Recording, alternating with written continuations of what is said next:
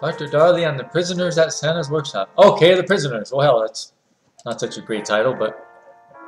Oh, hello there. Back again, are you? Oh no, don't get me wrong. I'm delighted to have you here. I'm just surprised that you'd come out in the cold. I, for one, hate the cold. Just can't stand it. Back when I was a rosy-cheeked lad, it was another matter entirely. I used to love playing out in the snow. I love nothing more than making frosty Daniels and having snow sorties with my little friends. Oh, snow sorties. But now, well, the cold cuts me to the core. My advancing years probably don't help. These old bones don't warm up in the way they used to. But actually, my aversion to frigid conditions can be traced directly back to an ordeal decades prior. This was back when I was in the employ of the great Dr. Antony Darley. As one of the world's premier physicians, Dr. Darley was often consulted on cases all across the world. I, so young and fresh-faced back then, accompanied the doctor on these excursions, serving as his assistant. These adventures took us to the four corners of the globe. We were no strangers to danger.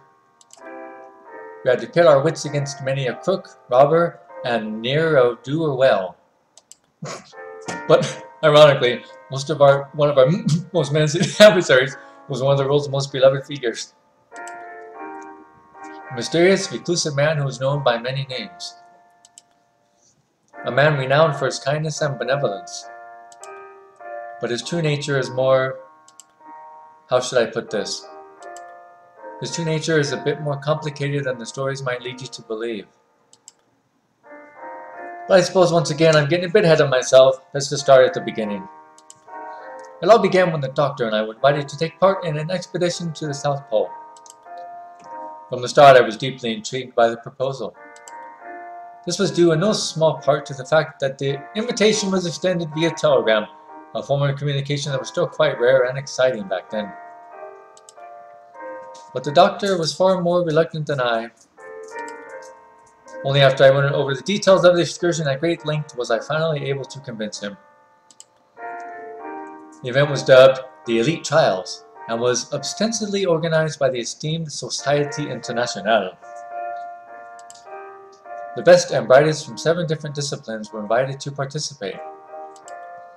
The doctor was selected as the representative for the medical sciences. I was invited to attend for my excellence in this field of sidekickery. And famous distinguished representatives from 5 other disciplines were also slated to attend. Attendees from not only Western and Northern Europe, but even America. Yes, it was truly a global affair. The South Pole was selected because Antarctica is the only continent not controlled by any government. A symbol of free intellectual exchange, unencumbered by petty politics. A beautiful idea, I'm sure you'll agree. But as we all know, the devil was in the details. And those details would ultimately reveal that we were gathered for reasons far more sinister. But as we first set out, I was giddy with excitement, without the least inkling of doom. Since the participants were coming from the 4 corners of the world, it was arranged for all of us to arrive separately. The doctor and I arrived to Antarctica's western shore by ferry, then trekked inland by dog sled. We arrived at the West campsite on December 21st. Off in the distance, past an icy mountain range, we could see the planet's southernmost point. Well, will you have a look at that? There actually is a gigantic hole. And it's spinning. How delightful. Well, of course. Sorry, can't give a straight face. Well, of course. You didn't know that there was a pole at the South Pole? It's right there in the name. And that's how all the pictures depict it. Well, that's how all their cartoons depict it. I just thought that was an artistic license. Oh no.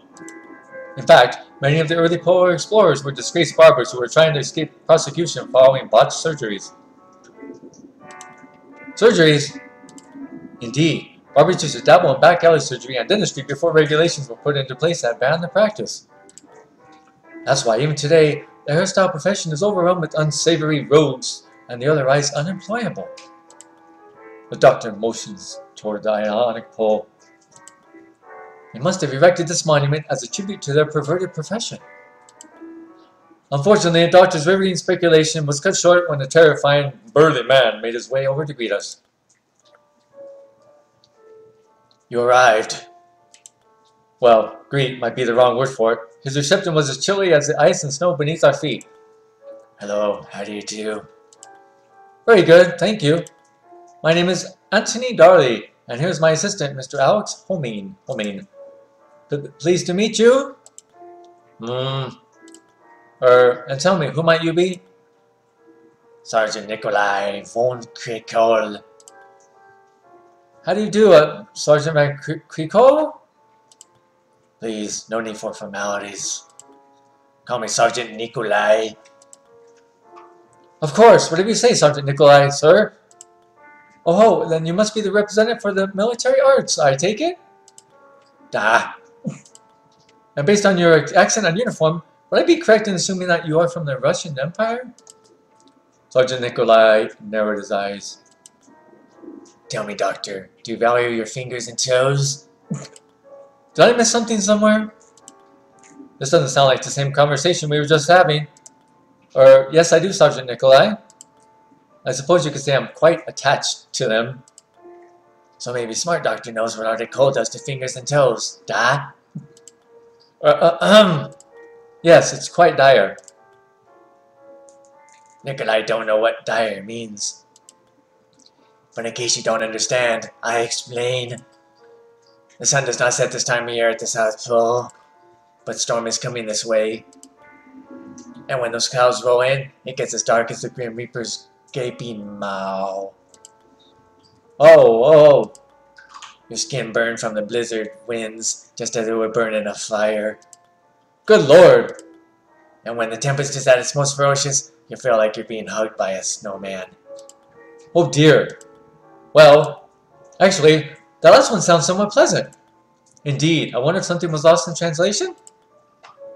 The analogy would be more evocative if you substituted hug for a coarser verb. Nikolai, I don't understand all your big, clever words. This coming from the gentleman who used the phrase Grim Reaper's gaping maw. Yeah, right? But I do know this. If you love your useless little baby toes, you set up camp now. Not standing around gossiping like little piglets. Of course. And with a disdainful look, the sergeant chomped away and devoted his attention to securing the encampment. Gossiping little piglets? The sergeant's menacing threats are sure cute. Yes, his speech is a big tonally uneven, isn't it? But we really should cut him some slack. After all, he was issuing those menacing threats in a second language. Fair point. I doubt I could use some intimidating if I tried to speak his language. Although perhaps I could. Oh, sound intimidating! I got it now. How do you do? Sounds like a death threat when uttered in Russian, after all.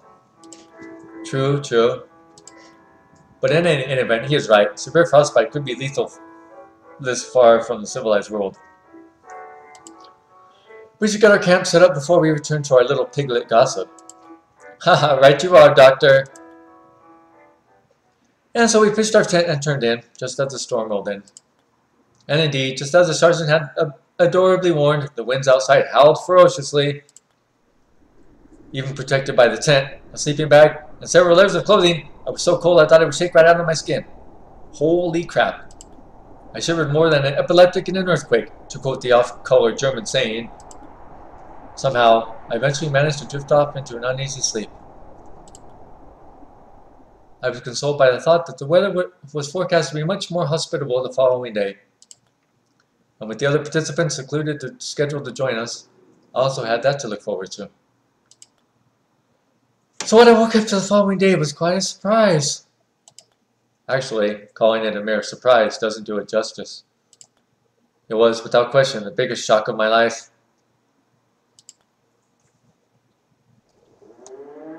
December 22nd. Okay, I'm getting it right there. And I will see you very, very soon. for part 2 of this intriguing story. Thanks for watching. Bye now.